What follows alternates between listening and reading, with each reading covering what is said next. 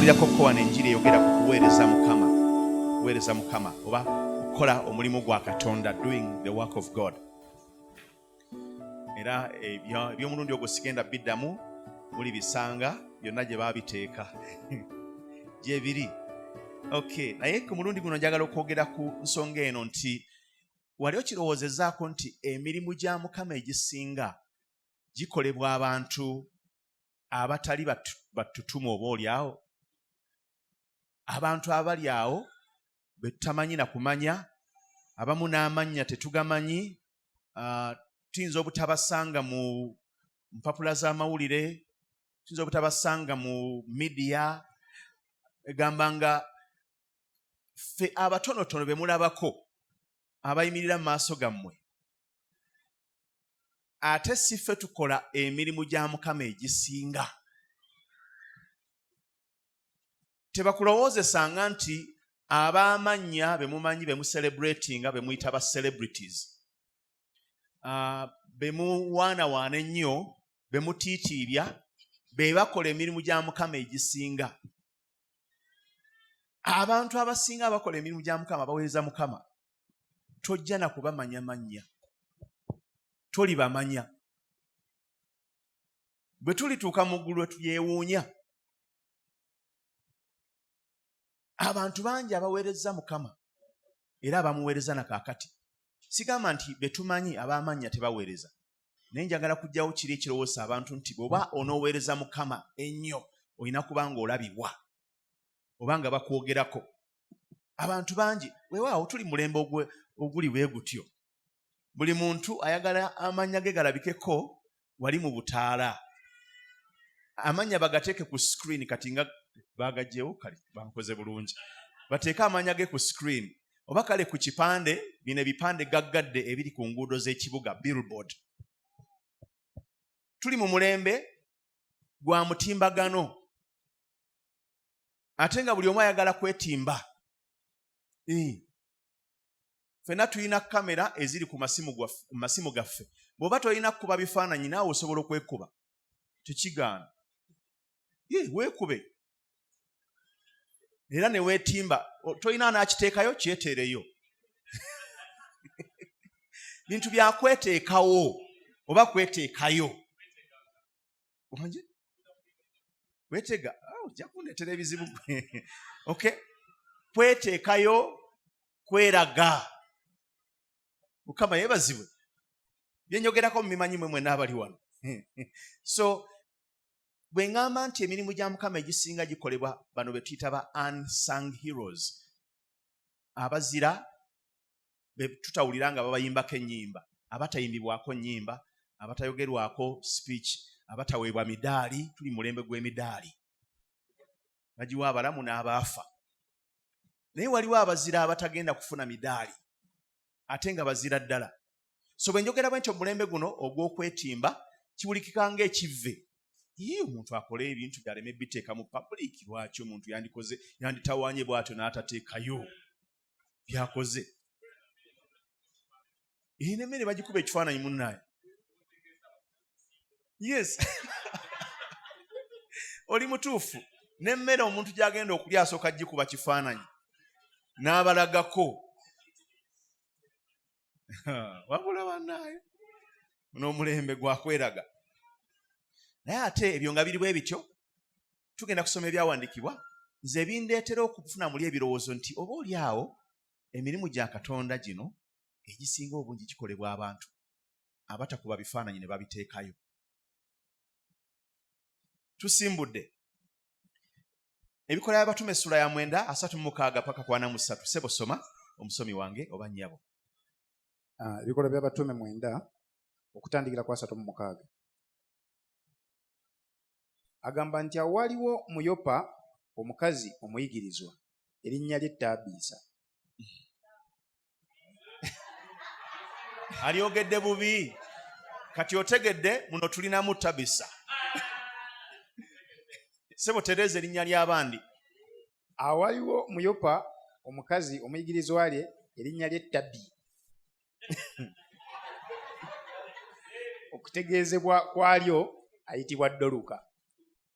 Omukazi oyo yali ajjudde ebikolwa ebirungi. Ekitegeeza erinnya Tabisa ne Doluka gafaanagana, amannya ago gafaanagana, gategeeza kyekimu. Kiringanga bwe tulina Muwanguzi Victor. Okay? Muwanguzi ya Luganda ate Victor ery'Oluzungu eritegeeza kiri. Okay? Genda maaso ssebo. Nti omukazi oyo sookolineko ssebo. Tutegedde mu saaviisi eno omulimu gwe bayita Tabisa. Maama erinnya balyogera batya? Erinnya balyogera mu Luganda Tabisa. Ne mu Luzungu Tabitha. THA. Yekisembayo ekyo.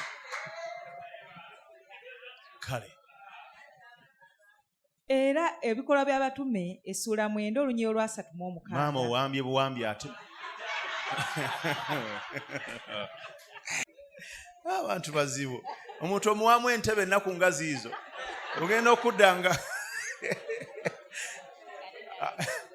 akubyewo ekibaati tolina w'oyita. Ssebo genda maaso tukutaasiza. Awo waliwo mu Yopa omukazi omuyigirizwa erinnya lye Tabisa. Okutegeezebwa kwalyo ayitibwa Doluka. Omukazi oyo era ajjudde ebikolwa ebirungi n'ebintu bye yagabanga. Olwatuuka mu nnaku ezo n'alwala n'afa.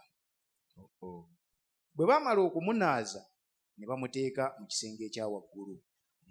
Era kubanga Luda kyali kumpi ne Yopa, abayigirizwa bwe baawulira nga Peetero gy'ali ne bamutumira abantu 2 nga bamwegayirira nti, toluwa,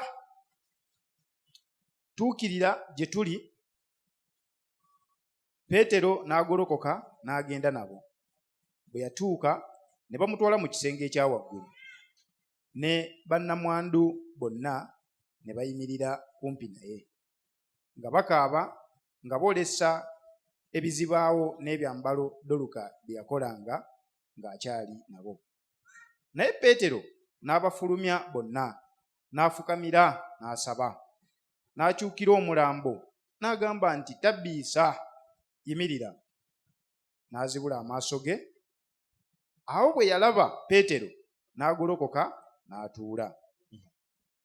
N'amuwa omukono n'amuyimusa. Awo bwe yamala okuyita abatukuvu ne bannamwandu n'amuleeta nga mulamu. Ne kitegeerwa mu Yopa kyonna, bangi ne bakkiriza Mukama waffe. Awo lwatuuka n'alwayo ennaku nnyingi mu Yopa mu nnyumba ya Simooni omuwazi w'amaliba. Tweyanzege.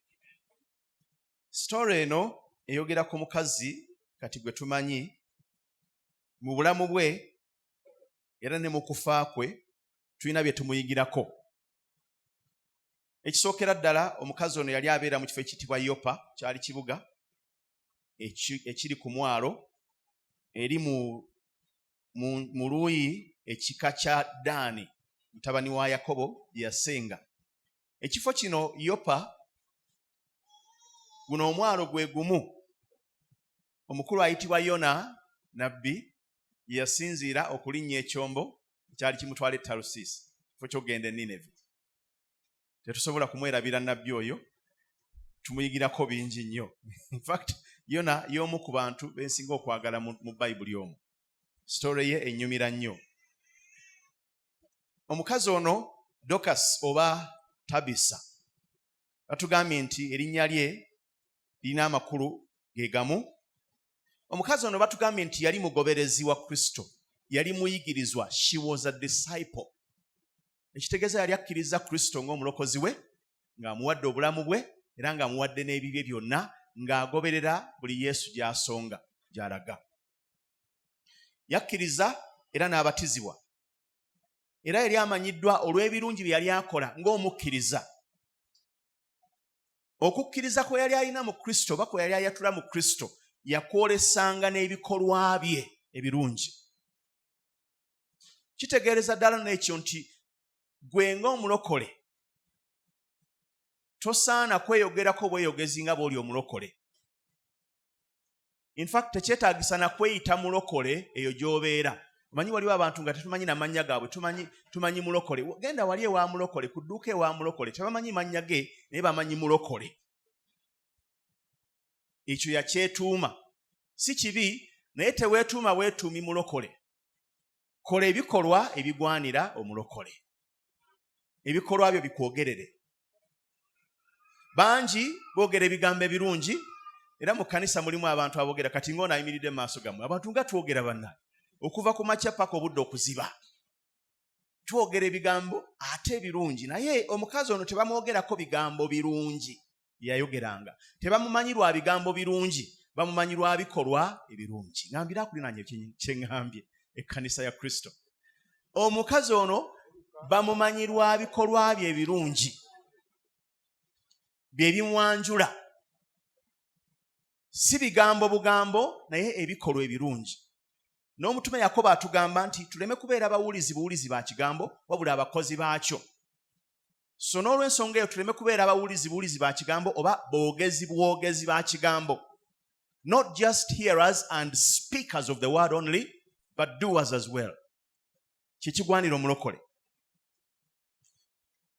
Tabisa ono ekyokuna kye tumulabyeko ate nga kyannaku yagibwawo mu bulamu buno obw'ensi wakati mu kuweereza kwe. Bayibuli etegeeza mu lwa 3:7 nti awo olwatuuka Tabisa n'alwala n'afa.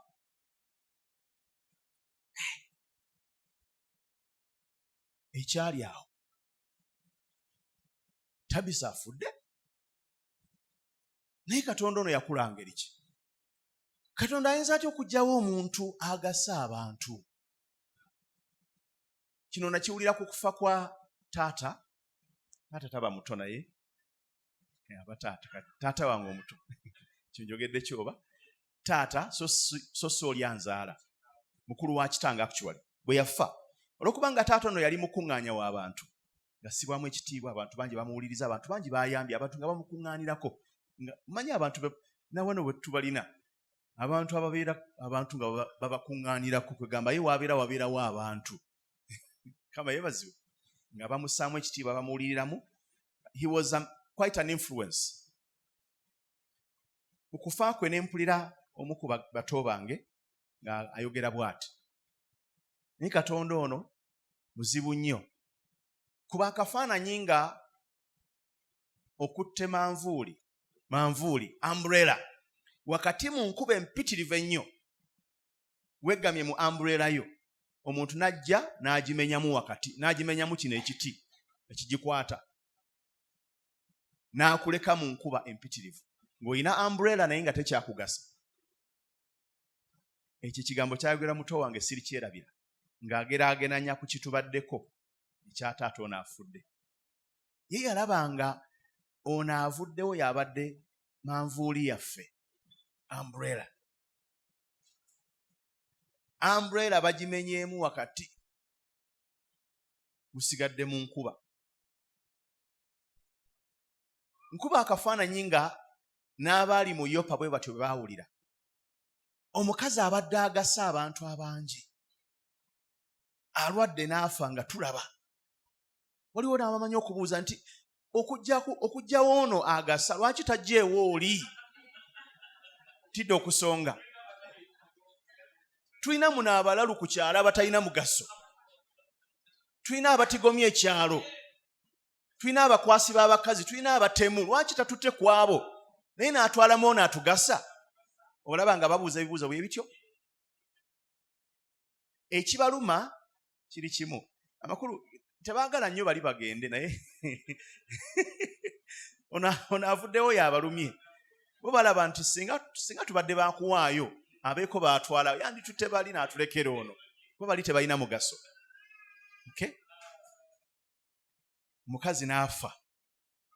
Okufa kuno kujjira abantu bonna wamu n'okulwala. N'abatuukirivu balwala, ate era n'abatuukirivu bafa. Ne tufuna ebibuuzo nga bino. Mukama, kiki kino ky'okoze? Kiki kino ekigenda mu maaso? Wattu twali tutambulatambulayo mu byawandiikibwa ne tugwa ku nnyiriri ziri eyo mu Isaaya sura ya 5:7, ziri 2 olusooka n'olwokubiri. Ennyiriri ezo ne zituyamba okunnyonnyoka, okutegeera lwaki abatukuvu Mukama abajjawo. Omutuukirivu azikirira so tewali akissaako mwoyo, n'abantu ab'ekisa baggyibwawo nga tewali alowooza, ng'omutuukirivu aggyibwa mu bubi obugenda okujja. Ayingira mu mirembe, bawummulira ku bitanda byabwe, buli muntu atambulira mu bugolokofu bwe. Bayibuli etegeeza nti abatuukirivu baggyibwawo, abantu ne batakirowooza nako, ne batakitegeera, ne batamanya nsonga.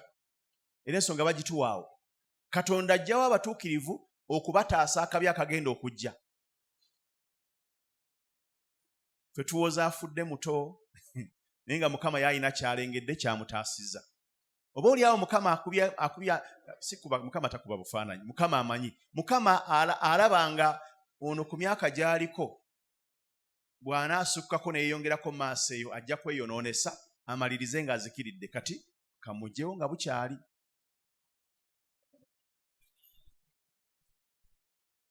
Oba oliawo Mukama agenda okulaba ng'ono ali wano, maaso eyo agenda ate kufuuka wangeri, atawaanye abantu bangi nnyo, avumise n'erinnya lya Mukama, ko Mukama nti kamugyewo mangu nga bukyali. Kyekitegeeza ekyo. Ne Mukama ayagala balungi, kituufu? Toyagala kutwala babi.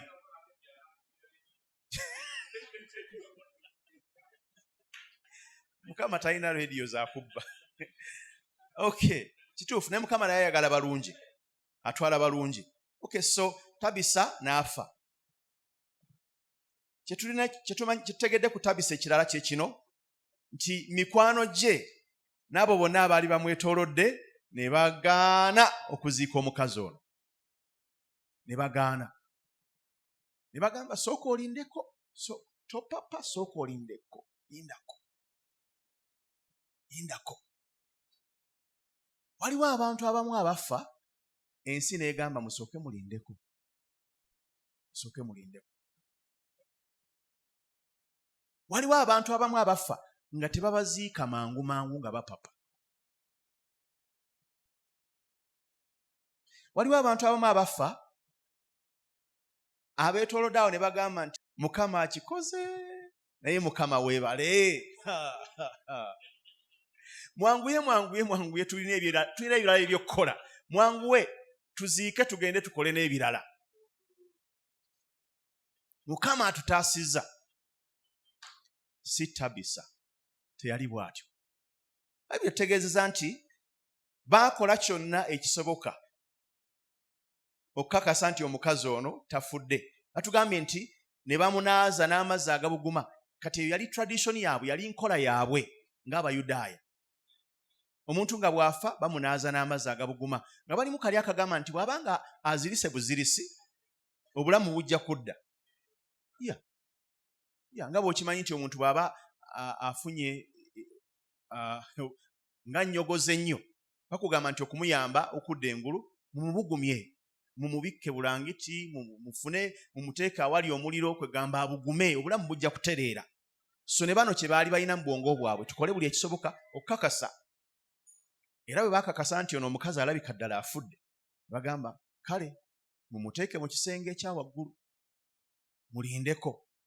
Kati ne bawulira nti Peetero ono yatambula ne Yesu, eyalaba ku Yesu ng'azuukiza abafu, era eyaloza ku maanyi ago, ali kumpimpi awo, byalo nga 2-3. Baga tutumye Peetero. Kubanga bano abakazi, bano abantu abali mu kifo kino, baali tebajja kukkiriza mukazi ono okuziikibwa bw'atyo. Yali abagasa. Yali wa muwendo gye bali. Si lwa bigambo birungi bye yali ayogera, naye olw'ebikolwa bye. Yali wa mugaso mu community gye yalimu. Ono yali mulokole. Ekyalo gwe kiwolereza nga n'abamuwolereza si balokole. Waliwo kiwuliddeko ekyo? Omuntu ne bamuwolereza ne bagamba nedda musooke mulindeko, gundi topapira bigambo. Ono omusajja bw'oyogerako omutegeera. Omuntu gw'owayiriza ekintu ekinkanidde awo omumanyi. Ono mulokole waffe, nga bagamba we batyo si balokole. Okiraba? Ono omukazi yali wanjawulo ku balala bonna. Nina ekibuuzo kyange, nze mumanyi ndi wa bibuuzo. Kansooke nkyebuuzeeko nga mbuuza ku nze oluvannyuma tunaalaba. Singa Mukama amala n'ampita, mbuuza, wanaabaawo abanaagamba nti musooke mulindeko, temupapa. Wanaabaawo abanaamiisinga abanaagamba nti naye Mukama. Oba singa watwalamu ne boogera erinnya awo lye sijja kwogera.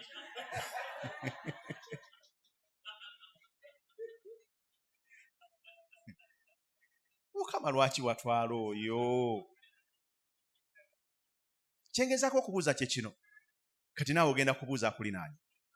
Mumbuulize. Singa Mukama amala n'akutwala, waliwo abanaalumwa.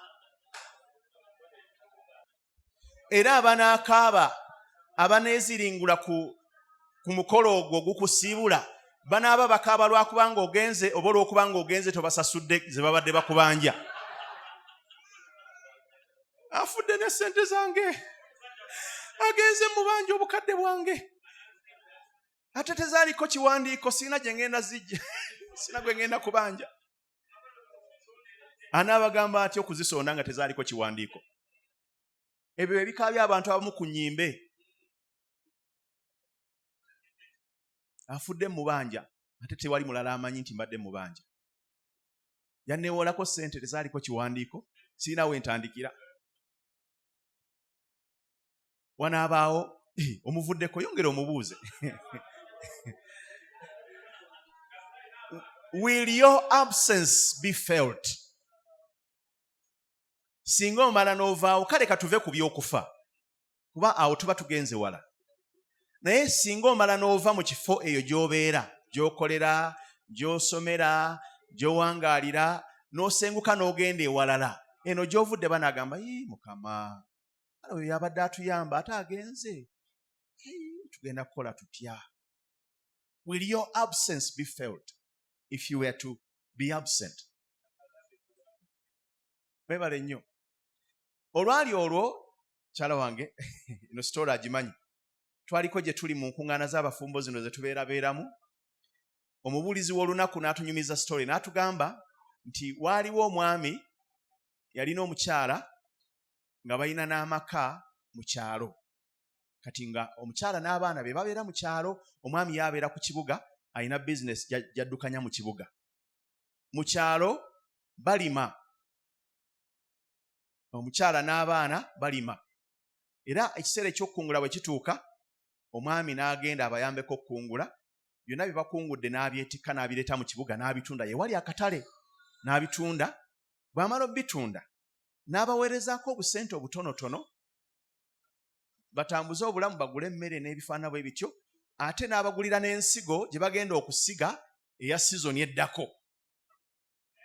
Ye n'asigala mu kibuga n'atambuza bizinesi eziri mu kibuga, kuba nammwe mukimanyi sente ziri mu kibuga. Olwali olwo nga bwe kiri mu Bayibuli wano we tusomye, omwami n'alwala n'afa. Abaana ne bakaaba nga babuuza maama waabwe, maama, tugenda kukola tutya? Taata abadde atuwaniridde, afudde, tugenda kukola tutya? Obulamu bugenda kubeera butya? Maama n'abaza ku bbali n'abagamba, baana bange mbabuulire, kati obulamu bugenda kuba bulungi nnyo n'okusinga bwe bubadde nga taata wammwe waali. Mumanyi lwaki? Kubanga kati zo tukola zonna tugenda kuba tutunda nga ffe tuzikozesa, ffe tuzirya. Tugenda kuba bulungi n'okusinga bwe tubadde. Temweralikira baana bange.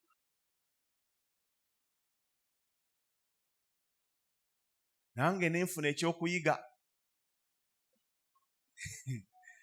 Kyenva nziramu okubuuza, bw'onoomala n'ovaawo tebaayita eppate, bannaye muleete endongo zivuge. Obulamu kati buteredde, ebyange ebirongose. Tebaabeere mu kuyimba? Basajja bannange abali wano, ensonga eyo mugiseeko omwoyo. Ate mukyala yatera okuvaayo n'agamba, omusajja tebatera byogera naye Katonda yekka y'amanyi. So bw'omala n'ovaawo abantu banaawulira bubi olw'okubanga ogenze bagenda kumisinga oba banaasanyuka ti Mukama akibakoledde. Tambisa ono batugambye bwe yavaawo abakazi bannamwandu n'abantu abalala ne bagamba naye nedda. Omulala agende naye si Tabisa. Baatumya Peetero okuva erudda naye nga tebamuyita kujja kubeera mukungubazi mukulu chief mourner mu kuziika kuno. Bamuyise kuzuukiza ono eyafudde. Kyekyayisa Peetero. Era Peetero Mukama yamuyamba n'azuukiza omukazi. Kubanga bano abantu baali bamaliridde, ono omukazi alina kuzuukira. Kyekyayisa Peetero. Peter bw'atuuka asanga abakazi nga bali awo beeziringa, bita kweziringula, bakungubaga ebyensusso, nga boogera ku birungi Tabisa by'abadde akola, so si ku bigambo by'abadde ayogera, naye ebikolwa ebikwatikako by'abadde akola ebigasa community. Eri mu Isaaya essula ya 48 olw'17 Bayibuli egamba nti nze Mukama Katonda wo akuyigiriza okugasa. Wali olusomyeko olwo? Sebo lusome abataluulyangako bakkirize ti ddala kyawandiikibwa. Isaaya 48:17, Isaiah 48:17. Bw'atyo bw'ayogera Mukama Otyo omununuzi wo, omutukuvu wa Isirayiri nti nze Mukama Katonda wo akuyigiriza okugasa. Webale nnyo. Mukama y'atuyigiriza okugasa. Olungereza egamba I am the Lord your God who teaches you to profit. Okubeera ow'omugaso oba okuleeta amagoba mu bulamu bw'abalala, si mu bulamu bwo wokka. Bw'agamba nti nze nkuyigiriza okugasa, aba tategeeza kugasa gwe wekka, wabula n'okugasa abalala.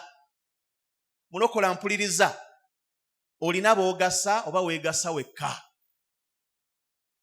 Olina boogasa nti bw'oba ovuddewo kale tofudde naye ogenze mu nsi endala, oba ogenze ku kyalo ekirala, ogenze mu kibuga ekirala, tokyali mu kkanisa eno. Abantu banaagamba maama kale senga gundi abaddewo, senga ekyettaka ekyo kyawedde dda, kuba yabeeranga wano nga oyogera bwogezi kigambo ng'asitukiramu. Baana wattu waliwo abakkiriza abamu amala omwezi mulamba tazze mu kyaki, naye ne watabaawo ategedde nti abadde tajja okumala omwezi mulamba. Teri amanyi ensonga okubeerawo kwe n'obutabeerawo kwe. Oba njogedde kiki ekyo? Begamba nga ne bw'aba waali talina byakola bigasa bantu okujjako okubalumya omutwe. Talina byakola bikubongerako. Kati bw'aba taliiwo babeeranga abali mu mirembe gyabwe. Akomawo sibanga nina gwe njogerako. Akomawo wayise omwezi mulamba nga n'abantu babadde tebamanyi nti yabula, tebamubuuza gundi wabulirawa. Bagattawo bugasi, tebategeera nti tewaliiwo. Ekyo kireme kubaako mu linnya erya Yesu. Kireme kubaako. Wabeerewo abakunoonya. Sande emu talabiseeko. Brother gundi nga teyalabiseeko. Sister gundi nga mwe mwamulabye mu kyaki nga saamulabye. Mwana wattu ekibuuzisa abantu ebibuuzo ebyo bakubanga obagasa bw'obeerawo. Yensonga lwaki bw'otabaawo bakinotisinga bamanya nti tobaddeewo. Bw'oba togasa nga tolina kyoyongera ku bantu abakwetoolodde, ne bw'otaabeerewo tebajja kumanya titabaddeewo. Mukama yeebazibwe. Oyo Tabisa mumaze. Waliwo omulala eyakola ebyensonga naye n'erinnya tebalitubuulira. Tugenze mu Bubuulizi essula ya 9 14-18. Ecclesiastes chapter 9 verse 14-18. Waliwo ekibuga ekitono n'abasajja abaali omwo nga si bangi. Kabaka omukulu n'akitabaala, n'akizingiza, n'akizimbako enkomera ennene. Awo ne walabika mu kibuga omwo omusajja omwavu omugezigezi, oyo n'awonya ekibuga olw'amagezi ge, era naye ne wataba muntu ajjukira omusajja oyo omwavu. Kale ne njogera nti amagezi gasinga amaanyi obulungi, era naye amagezi g'omwavu ganyoomebwa, ebigambo bye ne batabiwulira. Ekibuga kyaliwo nga kitono weewaawo nga n'abalimu si be bangi naye kyali kibuga. Era kabaka ono agenda okujja okukizingiza ng'alina kyalengedde mu kibuga ekyo. Kati tonyooma kibuga lwakubanga kitono. Tebandikirumbye singa temwalimu kantu.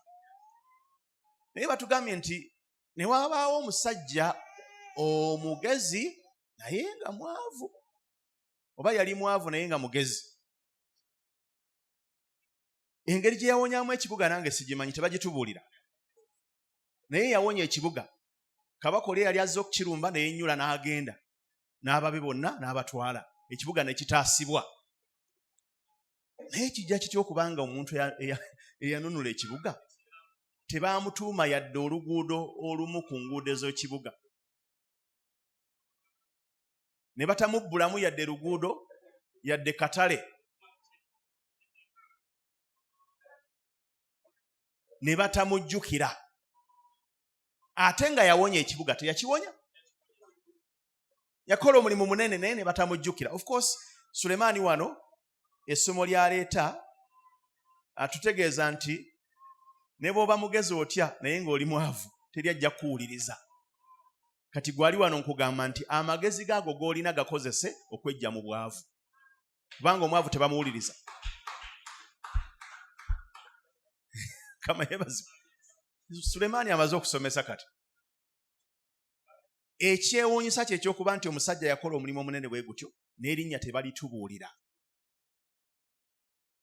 Olw'okubanga yali mwavu. Era eky'obwavu kye kivaayo ennyo. Kati weetaase mulokola ali wano. Naye ensonga enkulu y'eno nti omusajja ono yaweereza ekibuga kino era n'akirokola n'akiwonya. Tetumulaba ng'agenda eri ab'obuyinza abakulembera ekibuga ekyo nga yeemulugunya. Naye bantu mmwe mwakula mutya? Nabataasa wano jjo jjuuzi kabaka yali atulumbye naye ne mutanzijukira yadde n'akatono. Ne mutabaako na kye mwampa. Tetumulaba nga abanja yadde omudaali. So nga ate yakola omulimu gwa ttendo. Ekyo nnoze kye kindeetera okulowooza nti omulimu gwa Katonda tegukolebwa lwakubanga waliwo obutaala oba waliwo ebigombe oba waliwo kamera. Awo si we wali omulimu gwa Katonda. Matayo essula ey'omukaaga tugenda okusoma okuva ku lusooka paka ku lwokuna kubanga Yesu alina kyaleeta. Mwekuume obutakoleranga bikolwa byammwe eby'obutuukirivu mu maaso g'abantu balyoke babalabe, kubanga bwe munaakolanga bwe mutyo temuweebwenga mpeera okuva eri Kitammwe ali mu ggulu. Kale bw'ogabiranga abaavu, teweefuuyiranga ngombe mu maaso go nga bannanfuusi bwe bakola mu makuŋŋaaniro ne mu nguudo, abantu babawe ekitiibwa. Mazima mbagamba nti baba bamaze okuweebwa empeera yaabwe. Naye ggwe bw'ogabiranga abaavu, omukono gwo ogwa kkono gulemenga okumanya ogwa ddyo kye gukola, okugaba kwo kubeerenga kwa kyama, kale Kitaawo alaba mu kyama alikuwa empeera. Ebigambo bino bwe nnaabisoma mu Bayibuli ey'Olungereza eyitibwa The Message Bible, nja bivunula naye ojja kulaba nga bikola amakulu ate n'okusinga bwe tubiwulira mu Bayibuli ey'Oluganda. Agamba bw'ati, be especially careful when you're trying to be good so that you don't make a performance out of it. Tiweegendereze bw'obanga ogezaako okubeera omulungi oleme kifuulanga katemba oba okubba show. It might be good theatre, but the God who made you won't be applauding. Oyinza okuba nga oli muzanyirizi mulungi wa katemba naye Katonda eyakkola ajja kuba takuba mu ngalo olw'akatembawo, tebakulimba. When you do something lwokubiri for someone else, don't call attention to yourself. Bw'obanga olina omuntu gw'oyagala okukolera ekintu tosooka kuŋŋaanya kyalo, abaaye mujje mulabe mujje mulabe ngenda okuwa oba ng'ambaani mukubira ab'amawulire bajje baleete kamera. Ab'amawulire mujje musimbe layini awo, gundi mumuleete mumuyite, ngenda kuwa gundi ono ssente nammwe munaaziraba. Bayibuli egambye nti ekyo tokikolanga. tokikola. Agamba nti you've seen them in action. Mutera obbalaba, I'm sure. Kakasa mutera obbalaba. Play actors, I call them. Treating prayer meeting and street corner alike as a stage. Mubalaba nga meeting ez'okusaba bazikolanga abali ku street. Acting compassionate as long as someone is watching. Nga bakola ebyekisa kasita wabanga waliwo alaba bwe bakolera ebyekisa. Playing to the crowd nga bazanyira kibiina ekibali mu maaso. They get applause, true, but that's all they get. Babakubira mu ngalo naye kikomaawo. Bakoma ku ezo. When you help someone out, don't think about it. Don't think about how it looks. Bw'obanga osazeewo okuyamba muntu, tosooka na kulowooza kinaavaayo kitya. Banaakiraba batya. Bwe ba firimu eneevaamu etya. Just do it quietly and unobtrusively. Kikole mukasirise, kikole bukozi mukasirise. That is the way your God who conceived you in love, working behind the scenes, helps you. Ono yagamba ti engeri y'emu eyo eyakasirise Katonda eyakuzaalira mu kwagala bw'atyo bw'akuyamba. Kuba namwe mukyogereko. Mwali mulabye ddi Katonda ng'ayita ekyalo? Mubajje balabe bw'agenda okuwonya. Oli mulwadde bwetaaga okuwonyezebwa. Mukama akuŋŋaanyiza ekyalo bajje beerabire ku firimu. Obanga Mukama ayise ab'ekika kyammwe bajje balabe bw'agenda okukuyamba mu by'ensimbi. Akuyambira eyo.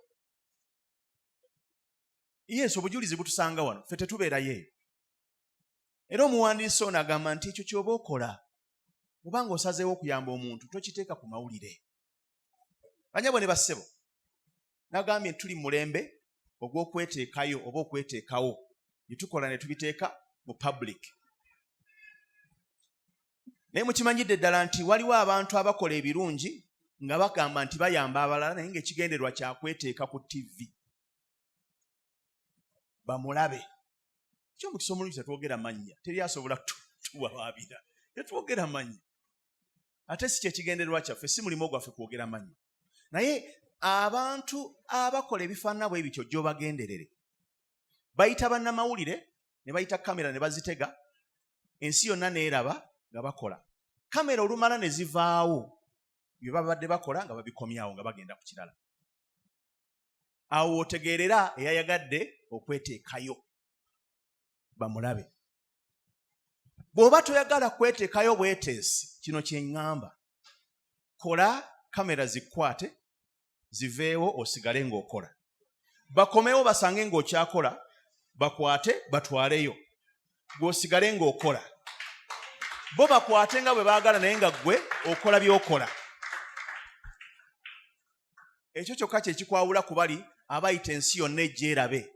Bwe bagabira ekyalo kino, bannaye. Ate abamu bajja ne kamera zaabwe era bwe bazitwala ne bagenda ewalala ne bazitega ewalala.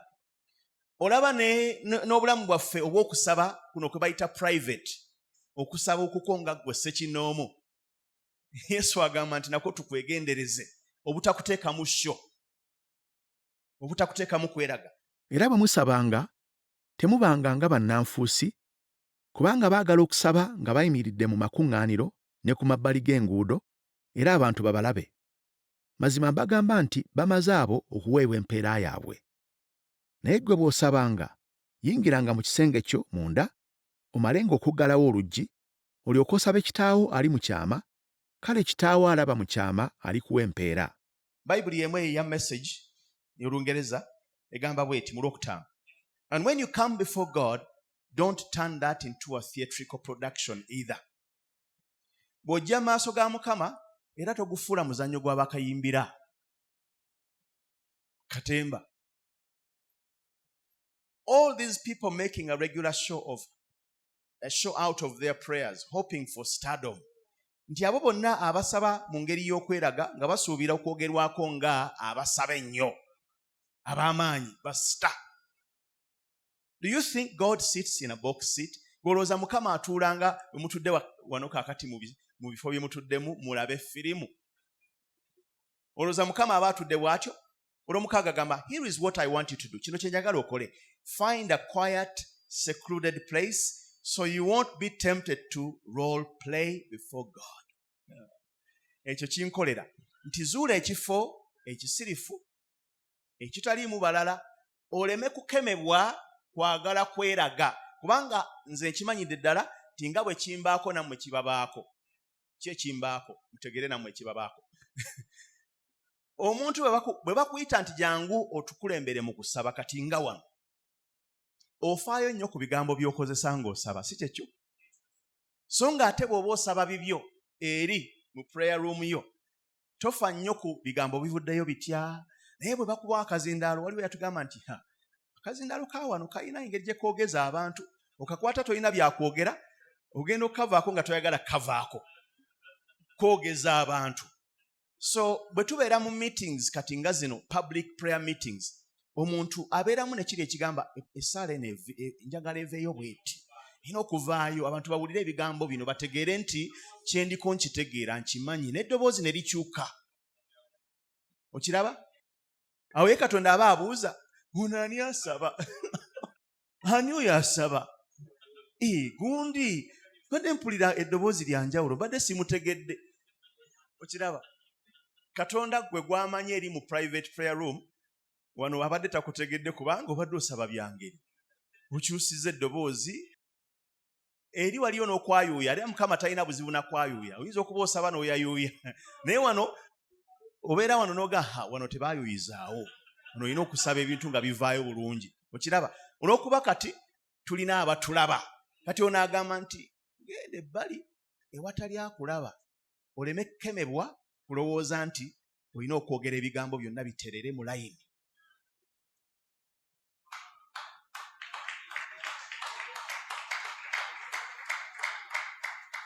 Era agamba bw'ati nti just be there as simply and honestly as you can manage. Beerayo nga olinga bw'obeera bulijjo nga totaddeeko make-up. Abakyala bali wano muntegeera kye ŋŋamba. The focus will shift from you to God. Nti amaaso go gajja kuva ku ggwe gadde ku Katonda, kuba tewaliwo mulala akutaataaganya.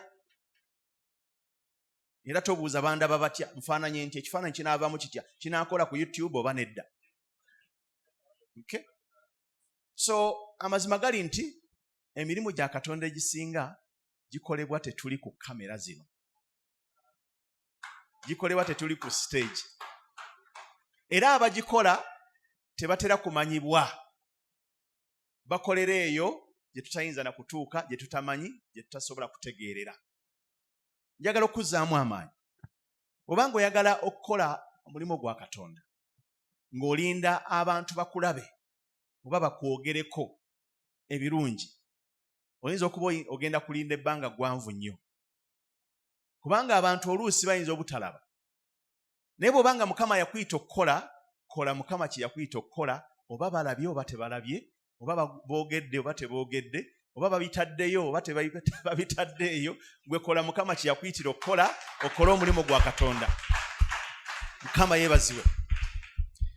Taata omulungi, tukwebaza kubanga otukoze bulungi nnyo, bw'otuganyiza okusoma ku bantu bano ababiri, Tabitha ate ne omusajja atalina linnya, tebamutubuulira linnya lye, eyataasa ekibuga eri mubuulizi. Twagala okubeera naffe abagasa, abataasa ekibuga kyaffe. Ekibuga kino kyetaaga kutaasibwa, n'ebyalo byaffe byetaaga okutaasibwa. Ssebo tukozese kuba weetuli, era tusaba otukozese mukasirise buli lunaku nga tewali bamanyi, naye ng'otukozesa. Ssebo twagala okugasa abantu abatwetoolodde nga Tabitha bwe yagasa. Bwe tuba nga tetuliiwo, abantu bagambe nti omuntu oyo yali wa mugaso gye tuli, yali luddawa. Mukama weebale olw'omusajja oyo, weebale olw'omukazi oyo, yatukola bulungi nnyo bwe twali naye. Obulamu bwe wamuwa bwatugasa, era mutukolere bulungi eyo yonna gy'omututte. tusaba ssebo nnyini ggulu otufule ba mugaso eri obulamu bw'abantu abatwetoolodde.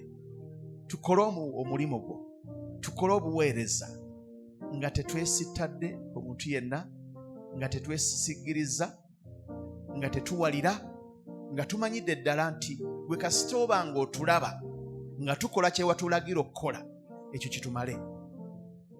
Ne bataatwogereko, ne bataatuyimbe mu nnyimba, ne bataatuwandiikeko articles z'amawulire, naye nga tukoze kye watuyitira okukola.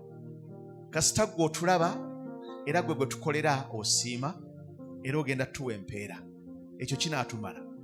Bwe balibanga batulabye era nga batusiimye, tuleme kutwalirizibwa, tuleme kuva ku mulamwa, tuleme ate kukyusa maaso gaffe kugajja ku ggwe tugateeke ku bantu. Tuyambe wiiki eno gye tuyingiddemu tukole obulungi, tugase obulamu bwaffe n'obulamu bw'abantu baffe n'obuweereza bwaffe ate n'eggwanga lyaffe mu Kristo Yesu omwana Katonda. Tusabidde.